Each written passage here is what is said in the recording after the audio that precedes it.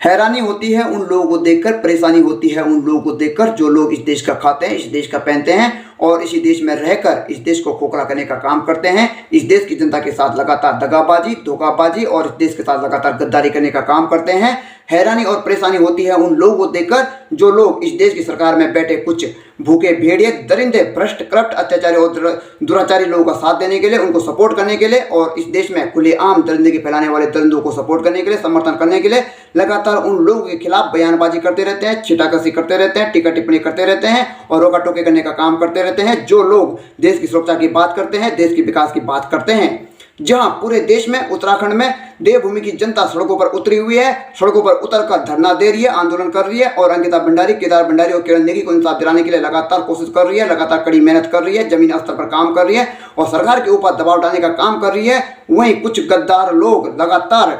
उन लोगों के खिलाफ बयानबाजी कर रही हैं जो लोग इंसाफ की बात कर रहे हैं, लगातार न्याय की बात कर रहे हैं और ये लोग कोई और नहीं होते हैं, इस देश के भ्रष्ट, करप्ट और दरिंदों के अपने होते हैं। नमस्कार प्रणाम मेरे सभी हिंदुस्तानी भाई और बहनों को, नमस्कार प्रणाम मेरे सभी उत्तराखंड देवभूमि के भाई और बहनों को, नमस्कार प्रणाम सभी दर्शकों को और एक बार फिर से आपका भाई सुरेंद्र सूर्य रावत आप सभी के सामने अंकिता भंडारी, केदार भंडारी और किरण नेगी को इंसाफ दिलाने के लिए, लगातार आवाज को बुलंद करने के लिए और आप सभी का सहयोग पाने के लिए और उन लोगों को कड़ा जवाब देने के लिए जो न्याय और इंसाफ के खिलाफ बात करते हैं, आवाज उठाते हैं, आप सभी से रूबरू होने के लिए एक बार फिर से प्रस्तुत हो चुका है। भाई और बहनों, देश की जनता सड़कों पर आ चुकी है, उत्तराखंड देवभूमि की जनता सड़कों पर आ चुकी है और लगातार इंसाफ और न्याय की मांग कर रही है और देश का युवा भटक चुका है, देश का युवा परेशान हो चुका है। जिन युवाओं में विलक्षण प्रतिभा है वो लोग बेरोजगारी से परेशान हो चुके हैं और देश की सरकार में बैठे कुछ भेड़िए, कुछ करप्ट, कुछ भ्रष्ट लोग और नेता लगातार भ्रष्टाचार की सीमा पार कर रहे हैं। और साथ ही साथ में अगर बात करें अंकिता भंडारी हत्याकांड मामले में, तो अंकिता भंडारी को इंसाफ दिलाने के लिए आशुतोष नेगी जी लगातार सरकार से अपील कर रहे हैं, गुहार लगा रहे हैं, लेकिन सरकार के लोग उनके खिलाफ ही गलत तरीके से कार्रवाई कर रहे हैं। और आशुतोष नेगी जी की बात करें तो वो अपने दैनिक जीवन के कामकाज को छोड़कर लगातार सड़कों की धूल फांक रहे हैं और अंकिता को इंसाफ दिलाने के लिए अंकिता के माता पिता का साथ दे रहे हैं। उनके साथ कुछ लोग भी लगातार धरना दे रहे हैं और वहीं सोशल मीडिया पर भी लगातार अंकिता भंडारी, केदार भंडारी और किरण नेगी को इंसाफ दिलाने के लिए जो लोग आवाज उठा रहे हैं उनके खिलाफ करप्ट, भ्रष्ट नेताओं का समर्थन करने वाले, सपोर्ट करने वाले कुछ गद्दार लोग लगातार उनके ऊपर छीटाकशी कर रहे हैं और टीका टिप्पणी कर रहे हैं और उनको उनके मुद्दे से भटकाने की कोशिश कर रहे हैं, उनका मनोबल तोड़ने की कोशिश कर रहे हैं। भाई और बहनों, जहां अंकिता भंडारी, केदार भंडारी और किरण नेगी को इंसाफ दिलाने के लिए उत्तराखंड की जनता सड़कों पर उतरी है और लगातार आंदोलन कर रही है, वहीं दूसरी ओर कुछ लोग सोशल मीडिया पर आकर लगातार अंकिता भंडारी, किरण नेगी और केदार भंडारी को इंसाफ दिलाने के लिए इनके मुद्दे को उठाए हुए हैं, गरमाए हुए हैं और इन लोगों को इंसाफ दिलाने के लिए आवाज उठा रही है। वहीं दूसरी ओर जनता भी लगातार इन लोगों का समर्थन कर रही है, साथ दे रही है और कमेंट बॉक्स में आकर सकारात्मक कमेंट लिख रही है और पॉजिटिव कमेंट लिख रही है और कुछ नहीं भी लिख रही है तो जस्टिस फॉर अंकिता जरूर लिख रही है। वहीं दूसरी ओर कुछ लोग, एक आध लोग कमेंट बॉक्स में आकर कुछ ऐसे कमेंट लिख देते हैं जो ना समझ वाले और बेसमझ और बेतुके वाले होते हैं, जिनका न पैर होता है न सिर होता है। इसलिए इनके कमेंट को देखकर या तो हंसी आती है या फिर गुस्सा आता है। गुस्सा इसलिए आता है कि इनके कमेंट को देखकर ऐसा लगता है कि ये लोग करप्ट और भ्रष्ट लोगों के साथी हैं और देश में दरिंदगी फैलाने वाले दरिंदों के ये साथी हैं और ये लोग नहीं चाहते हैं कि कोई भी देश की सुरक्षा और देश के विकास की बात करे और कोई भी सोशल मीडिया पर आकर या जमीनी स्तर पर आकर इन लोगों का विरोध करे। ये लोग सोचते हैं देश इनकी प्रॉपर्टी है और इस देश को लूटने खसोटने का इनका जन्मसिद्ध का अधिकार है। मेरी पिछली वीडियो पर, पिछले ब्लॉग पर एक महिला जिनका नाम है पूजा बहुखंडी नाम की एक महिला आती है, शायद कमेंट बॉक्स में पहली बार आती हैं और कमेंट बॉक्स में लिखती हैं कि आपको पत्रकार किसने बनाया, यू नो नथिंग, आप कुछ नहीं जानते हो। लेकिन पूजा बहुखंडी जी, आप भी एक महिला हैं और अंकिता भंडारी हत्याकांड मामले में अंकिता भंडारी भी एक लड़की है जिसकी दुराचार करने के बाद बेरहमी के साथ हत्या कर दी गई है। आपको अंकिता भंडारी को इंसाफ दिलाने के लिए आवाज उठानी चाहिए थी और जो लोग अंकिता भंडारी को इंसाफ दिलाने की कोशिश कर रहे हैं उनको सपोर्ट करना चाहिए था, समर्थन देना चाहिए था, लेकिन आप ऐसा नहीं कर रहे हैं। उल्टा हम लोगों का मनोबल तोड़ने की कोशिश कर रहे हैं और हम लोगों के साथ छीटाकशी करने की कोशिश कर रहे हैं, टीका टिप्पणी कर रहे हैं और ऐसा लगता है कि आप लोग नहीं चाहते हैं कि अंकिता भंडारी को इंसाफ मिले, न्याय मिले, किरण नेगी को इंसाफ मिले, न्याय मिले, केदार भंडारी को इंसाफ मिले, न्याय मिले और आप लोग नहीं चाहते हैं कि भ्रष्ट और करप्ट लोगों के खिलाफ हम लोग आवाज उठाएं। आप लोग नहीं चाहते हैं कि हम देश को सुरक्षित करने की बात करें, देश के विकास की बात करें, देश की बेरोजगारी पर बात करें और देश के भ्रष्टाचार पर बात करें। पूजा बहुखंडी जी, जिस प्रकार से आप बातें कर रहे हैं उस हिसाब से तो यह बिल्कुल भी नहीं लगता है कि आप कोई आम पब्लिक की आम महिला हो। ऐसा लगता है कि आपका अपराधों से कोई गहरा संबंध है और आप सरकार के करप्ट और भ्रष्ट लोगों में से कोई एक हो, जो बिल्कुल भी नहीं चाहता है कि अंकिता भंडारी, किरण नेगी और केदार भंडारी को इंसाफ मिले, या फिर कोई इन तीनों को इंसाफ दिलाने के लिए आगे आए, या फिर कोई देश की सुरक्षा और विकास की बात करे। आपको बिल्कुल भी यह सहन नहीं हो रहा है कि कोई अपराधियों के खिलाफ आवाज उठाए या फिर अपराधियों का विरोध करे। पूजा बहुखंडी जी, जहां तक आपका सवाल था कि मुझे पत्रकार किसने बना दिया, तो सुनिए, मुझे पत्रकार बनाया आपकी भ्रष्ट सरकार ने, मुझे पत्रकार बनाया आप जैसे लोगों ने जो दिन रात अपराधियों का मनोबल बढ़ाते हैं, अपराध को बढ़ावा देते हैं, अपराधियों का समर्थन करते हैं। और सुनिए, जब जब होगी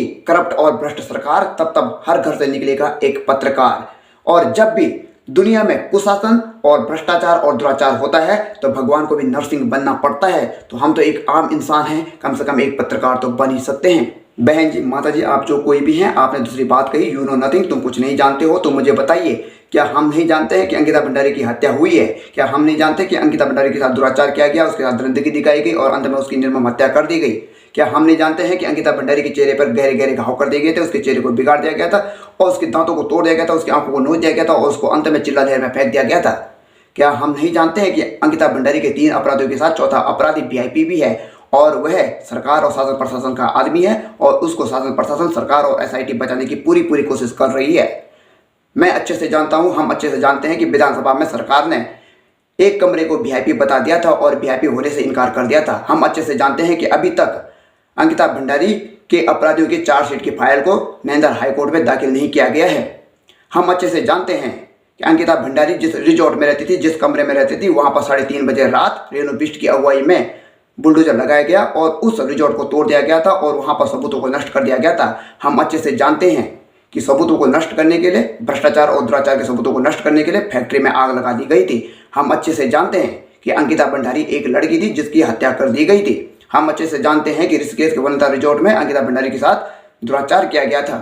हम अच्छे से जानते हैं कि किरण नेगी के साथ भी अत्याचार किया गया था और उसकी निर्मम हत्या कर दी गई थी और उसके बाद 10 साल बाद उसके केस पर फैसला आता है और उसके बाद अपराधियों को बाइज्जत बरी कर दिया जाता है। और यहाँ पर अंकिता भंडारी के साथ भी ऐसा ही कुछ करने की कोशिश की जा रही है। और हम अच्छे से जानते हैं कि आपको अच्छे से मालूम है कि वीआईपी कौन है और ये भी जानते हैं कि आप अपराधियों के कोई सगे संबंधी हो और शासन प्रशासन और सरकार से आपका संबंध है और आप बहुत अच्छे से जानते हैं कि वीआईपी कौन है। इसलिए आप हमारा मखौल उड़ाने की कोशिश कर रहे हैं, हमारा मजाक बनाने की कोशिश कर रहे हैं। अगर आप जानते हैं कि वीआईपी कौन है तो कमेंट बॉक्स में जरूर लिख दीजिएगा कि कौन वीआईपी है और जनता के सामने आने की भी हिम्मत रखिएगा, जनता के सामने अपनी बात को रखने की हिम्मत रखिएगा। हम अच्छे से जानते हैं कि केदार भंडारी अग्निवीर की भर्ती में गया हुआ था और उस पर वहां पर चोरी का इल्जाम लगा दिया जाता है और उसको पकड़कर पुलिस लेकर आती है और जब वह पुलिस वालों का विरोध करता है तो पुलिस वाले उसकी हत्या कर देते हैं और अंत में पुलिस वाले बहाना बनाते हैं कि वह हम पर धक्का मारकर नदी में कूद जाता है और मर जाता है। लेकिन अगर वो नदी में कूद भी जाता है तो फिर भी उसको बचाया जा सकता था। लेकिन अगर उसकी डेथ हो भी गई है, उसकी मौत हो भी गई है, तो उसकी डेड बॉडी को आराम से ढूंढा जा सकता था, आराम से बहालाया जा सकता था, लेकिन उसकी डेड बॉडी भी गायब कर दी जाती है। पूजा बहुखंडी जी, मैं बहुत अच्छे से जानता हूं कि उत्तराखंड यूके पर ऐसी परीक्षा घपला 2021-22 में दुनिया भर की धांधली की गई थी, दुनिया भर का भ्रष्टाचार किया गया था, नौकरियां बेच दी गई थी। सरकार के लोगों के द्वारा, सरकार के कर्मचारियों के द्वारा और नेताओं के द्वारा दुनिया भर की नकल करवा के करोड़ों रुपए की धांधली की गई और निकम्मे लोगों को नौकरियां बेच दी गई और जो गरीब वर्ग के कठिन परिश्रम करने वाले, कड़ी मेहनत करने वाले बच्चे थे, उनकी छाती पर पैर रख दिया गया था। मैं बहुत अच्छे से जानता हूं कि विधानसभा की बैकडोर भर्ती में दुनिया भर की धांधली कर दी गई थी और उसमें 5 साल स्पीकर रह चुके निर्विरोध चुने गए प्रेमचंद अग्रवाल जी का नाम सबसे पहले आता है। आप लोगों को शर्म आनी चाहिए ऐसी बातें करते हुए कि यू नो नथिंग। हम बेरोजगार लोगों को अच्छे से मालूम है कि क्या चल रहा देश में और क्या नहीं चल रहा देश में और कौन गलत है और किसको कुछ पता नहीं है। इससे ज़्यादा मुझे आप जैसे लोगों को कुछ और नहीं कहना है। अगर आप सही हैं तो फिर भी जनता आपको जवाब देगी और गलत हैं तो फिर भी जनता ही आपको जवाब देगी। अगर आप आम पब्लिक से हैं तो प्लीज़ अंकिता भंडारी को सपोर्ट कीजिए और न्याय और इंसाफ की बात कीजिए और भ्रष्टाचारी और दुराचारी लोगों के खिलाफ हो जाइए और देश को सुरक्षित करने में हम लोगों का सहयोग करें। उम्मीद करते हैं अंकिता भंडारी, केदार भंडारी और किरण नेगी को जल्द से जल्द इंसाफ दिया जाएगा और इस देश की न्यायपालिका के द्वारा अंकिता भंडारी, केदार भंडारी और किरण नेगी के माता पिता को न्याय दिया जाएगा और इस देश में होने वाले भ्रष्टाचार और दुराचार पर सरकार कड़ी कार्रवाई करेगी और इस देश को सुरक्षित करने में सरकार अहम भूमिका निभाएगी। तो भाई और बहनों, करते हैं आज के ब्लॉग को यहीं पे समाप्त। लेकिन इससे पहले कि मैं आज के ब्लॉग को यहीं पे समाप्त करूं, आप लोगों से मेरी एक छोटी सी रिक्वेस्ट है, आप लोगों से एक छोटा सा अनुरोध है। अगर आप चैनल पर पहली बार हैं तो चैनल को सब्सक्राइब जरूर कर लीजिएगा, बेल आइकन की घंटी को प्रेस कर ऑल पर क्लिक जरूर कर लीजिएगा। साथ ही साथ में आज के ब्लॉग पे, आज की वीडियो पर एक प्यारा सा लाइक और कमेंट बॉक्स में अपनी राय जरूर दीजिएगा और अंकिता भंडारी, केदार भंडारी और किरण नेगी को इंसाफ दिलाने के लिए, न्याय दिलाने के लिए इस वीडियो को ज्यादा से ज्यादा शेयर जरूर कर लीजिएगा। तो मिलते हैं आपको जल्द ही नई ब्लॉग और नई वीडियो के साथ। तब तक के लिए नमस्कार, धन्यवाद, जय हिंद।